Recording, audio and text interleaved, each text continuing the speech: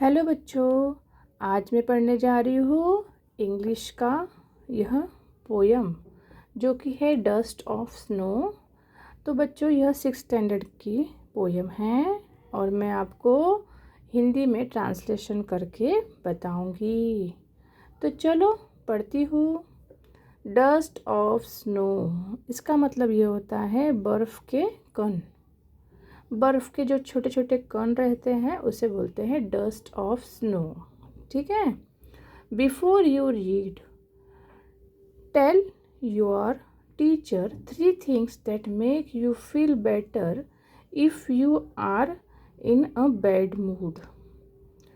तो यह रीड करने से पहले आप क्या करें, टेल योर टीचर कि आप अपने शिक्षक को ऐसी 3 बातें बताइए जो आपका मन खराब होने पर आपको बेहतर महसूस कराती है। रिमेंबर दैट योर आइडियाज़, यानी ध्यान रखें कि आपके विचार cannot have anything to do with gadgets. तो इसका यह मतलब होता है कि किसी भी इलेक्ट्रॉनिक गैजेट जैसे मोबाइल, टीवी, कंप्यूटर से जुड़े नहीं होने चाहिए। ठीक है। और आगे should have something to do with nature. तो इसका मतलब होता है नेचर यानी प्रकृति से जुड़े होने चाहिए। Listen to your classmates ideas and note down the ones you like. तो बच्चों इसका यह मतलब होता है कि अपने सहपाठियों यानी क्लासमेट्स के विचारों को सुने और जो विचार आपको पसंद आए उन्हें नोट कर ले। उदाहरण के लिए ideas for nature based activity, जैसे अगर आपसे कक्षा में यह सवाल पूछा जाए तो आप प्रकृति से जुड़े 3 उत्तर दे सकते हैं, जैसे ठंडी ताज़ी हवा में टहलना, पेड़ पौधों या फूलों को देखना, या फिर बारिश की बूंदों की आवाज़ सुनना, या चिड़ियों की चहचहाट सुनना। ठीक है। तो अब चलो कविता पढ़ते हैं। The way of crow shook down on me the dust of snow from a hemlock tree has given my heart a change of mood and saved some part of a day I had rued।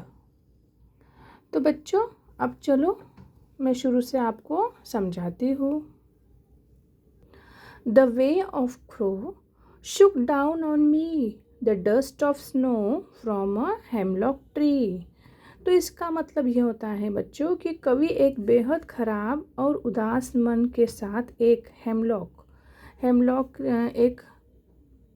एक पेड़ का नाम है बच्चों, के नीचे खड़े थे।